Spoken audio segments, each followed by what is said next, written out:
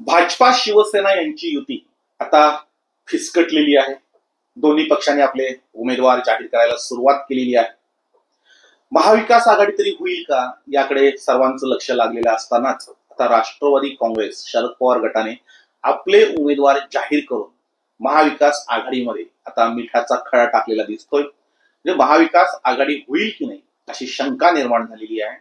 शरद पवार गटाने जे उमेदवारी अर्ज दाखल केले त्याच्यामध्ये वार्ड क्रमांक 1 श्याम डगला, वार्ड क्रमांक 7 रुबीना शेख, वार्ड क्रमांक 9 अश्विनी भोईर, वार्ड क्रमांक 10 सुबोध वेखंडे, वार्ड क्रमांक 16 विराज पाटील, वार्ड क्रमांक 17 सुचिता पाटील असे 6 उमेदवार त्यांनी जाहीर केले आहेत।